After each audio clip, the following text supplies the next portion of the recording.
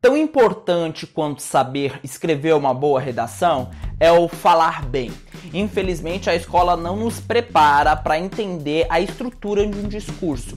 Aperfeiçoar essa chamada, a grosso modo, lábia, vai te ajudar não somente para conquistar aquela paquera, para vender um produto ou ganhar em um debate. Vai te ajudar, sobretudo, para entender como funciona o jogo político.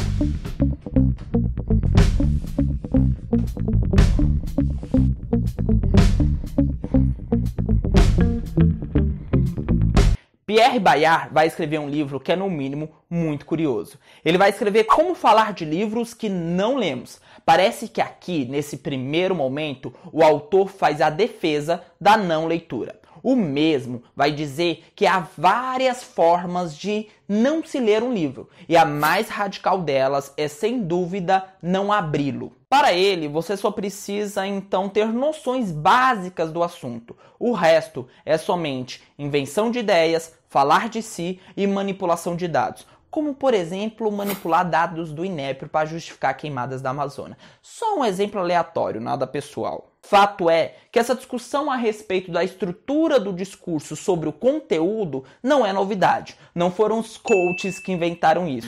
Desde os sofistas, que existem diversas pessoas que se preocupam muito mais com a estética, com essa vaidade de possuir um poder, com a performance no discurso, do que com o conteúdo do mesmo, do que com o zelo com a verdade. O próprio Schopenhauer vai escrever uma obra dizendo como vencer um debate sem ter razão. E aí ele vai levantar diversas falácias. Falácias essas que eu já tenho um vídeo completo aqui que eu super indico como conteúdo de complemento a este. Fato é que na manipulação política é sempre usada a ideia de generalizar, de pegar o argumento do seu opositor e levar à última instância, reduzir ao absurdo. Desse ponto de vista, ao atacarmos uma pessoa da direita, vamos sempre associar o discurso dela ao fascismo, ao nazismo, ao extremismo do seu campo político. Da mesma maneira com a esquerda, sempre associando seu discurso ao stalinismo. Manter insistentes discursos injustos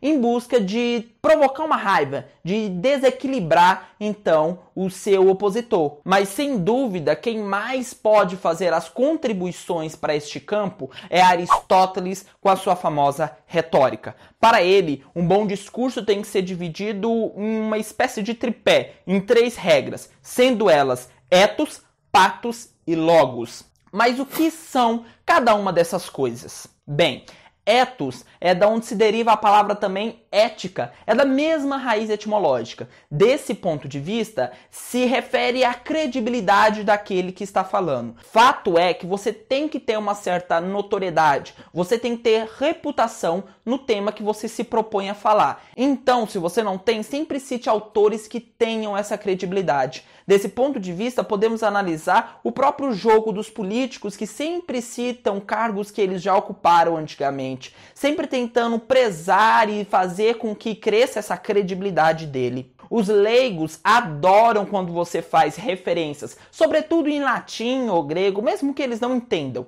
Na verdade, dentro desse jogo, é até preferível que eles não entendam.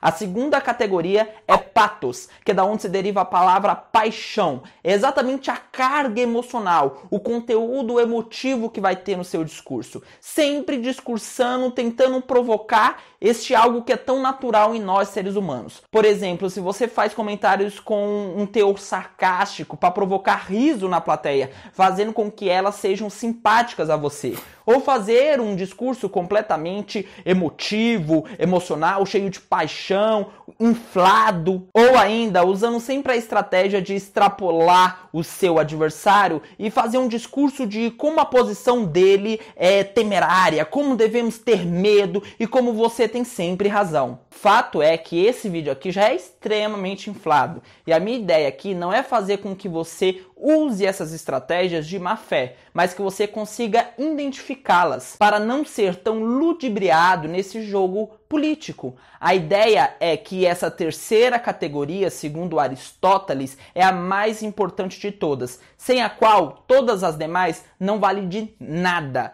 Logos pode ser resumido como lógica. E aqui eu resumo todo esse vídeo respondendo em 5 segundos a pergunta: como fazer para ganhar qualquer debate? Com logos, com números, com dados, com estatísticas.